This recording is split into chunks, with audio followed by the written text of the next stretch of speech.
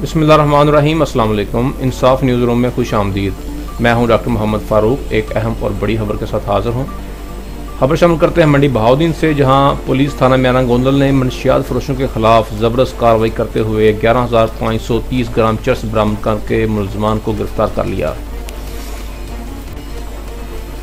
हमारे नुमाइंदे की रिपोर्ट के मुताबिक district police officer Syed Ali Raza Bukhari की हदायत पर अमल करते हुए थाना मियाना गोंदल के SHO साजिद महमूद भट्टी ने मनशियात फरोशों के खिलाफ कार्रवाई के लिए 3 टीमें तश्कील दी, जिनमें ASI Mohammad Ansar, ASI Mohammad Nawaz, ASI Sajid Ali Bhatt और सफदर अब्बास, मोहम्मद इरफान, खालिद अहमद, मोहसन रज़ा, मोहम्मद नदीम, रियाज अहमद, रियासत अली और साकब अरफान कांस्टेबल पर मुश्तमिल थी, जिन्होंने पुल पपली पर कार्रवाई के दौरान मुलजम मोहम्मद वकार अजीम वल्द मोहम्मद यूसुफ के कब्जा से 3000 ग्राम चर्स बिमा कार 2D गिरफ्तार कर लिया।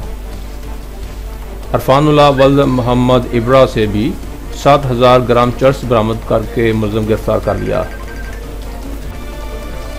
जबकि पिंडी रवा में अरसलान जफर वल्द जफर इकबाल के कब्जा से 1530 ग्राम चर्स बरामद करके मुलजम गिरफ्तार कर लिया।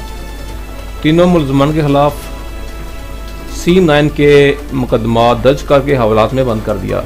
अहले इलाका ने SHO थाना मियाना गोंदल साजिद महमूद भट्टी और ASI मोहम्मद अमीर हम्बर के लिए नेक ख्वाहिशात का इजहार किया कि जब से थाना मियाना गोंदल में तैनात हुए हैं मनशियात फरोशों का जीना हराम कर दिया है।